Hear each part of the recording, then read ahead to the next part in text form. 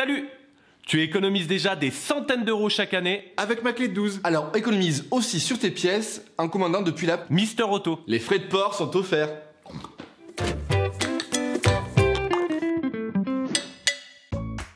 Tu peux retrouver les disques et plaquettes bulk utilisés dans la vidéo en exclusivité sur le site Mister Auto et en lien dans la description. Coupe le contact de ton véhicule, serre le frein à main, tire la poignée d'ouverture du capot et ouvre le capot.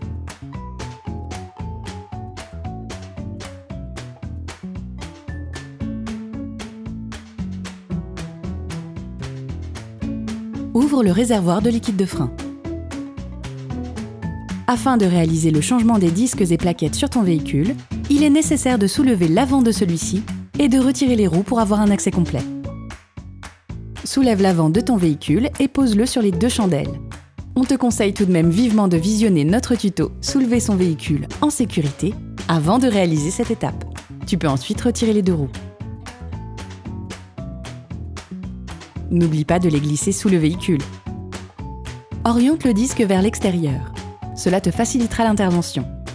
Insère un tournevis plat à l'extrémité extérieure du trou oblong situé sur l'avant de l'étrier. Fais levier à l'aide du tournevis en tirant vers toi afin de le libérer. Cela a pour effet de faire rentrer le piston. N'hésite pas à reprendre la prise du tournevis en l'insérant plus profondément une fois que l'espace entre la plaquette et l'étrier le permet. Assure-toi d'avoir rentré au maximum le piston avant de passer à l'opération suivante. À l'aide d'une clé plate de 13, débloque la vis supérieure de colonnette. Tu peux t'aider d'un marteau. Fais de même avec la vis inférieure de colonnette.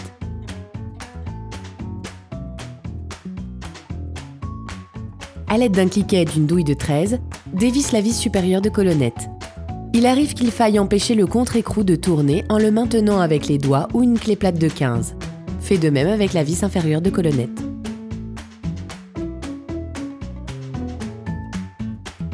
Astuce: attache un morceau de câble électrique ou un morceau de ficelle sur une des spires du ressort de suspension. Pour éviter d'abîmer le flexible de frein, attache l'étrier à la suspension à l'aide du câble.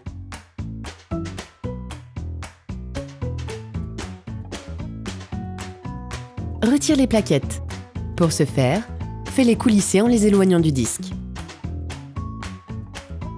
À l'aide d'un tournevis plat, retire les antibruits. À l'aide d'un T de force et d'une douille de 18, débloque les deux vis de fixation de la chape d'étrier. Selon l'état des boulons de chape, il est nécessaire d'utiliser un marteau pour les débloquer.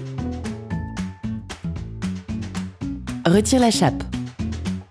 À l'aide d'un embout Torx 40, débloque les deux vis de maintien du disque.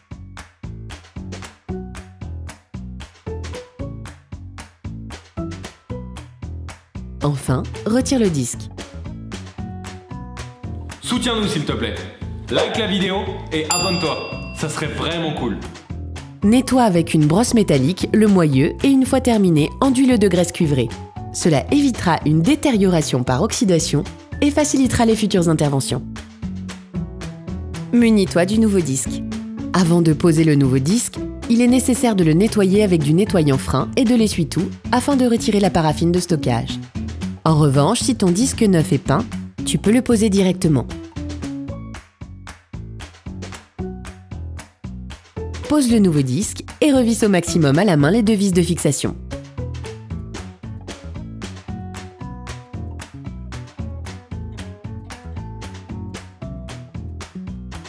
À l'aide d'une brosse métallique, nettoie la chape aux emplacements des plaquettes. Cela facilite leur repose. Remonte la chape en vissant là encore dans un premier temps à la main et en finissant avec un cliquet et une douille de 18 pour les bloquer. Finalise le serrage à la clé dynamométrique.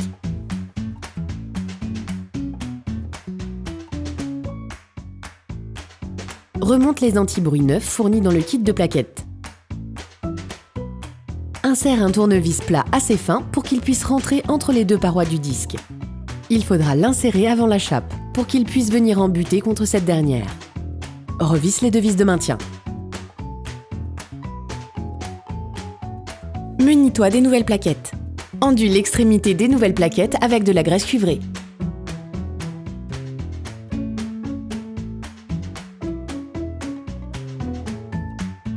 Insère les nouvelles plaquettes dans la chape en les faisant coulisser.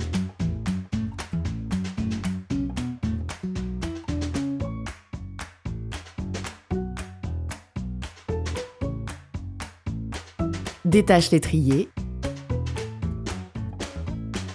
Tu peux maintenant remettre en place l'étrier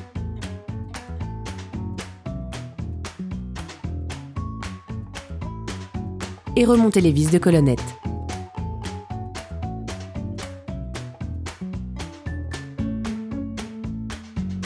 N'oublie pas de mettre la vis neuve fournie qui est pré-enduite de frein à filet.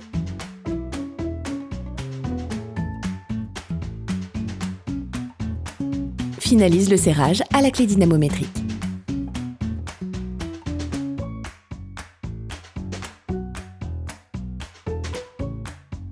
Tu peux maintenant réitérer l'opération de l'autre côté.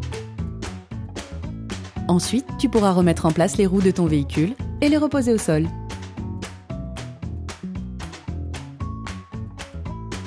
Avant de redémarrer, n'oublie pas de revisser le bouchon de liquide de frein.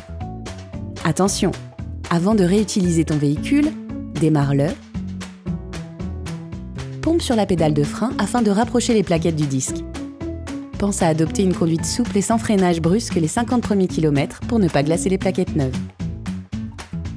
Opération terminée. Salut, si cette vidéo t'a aidé, like, abonne-toi et mets un commentaire.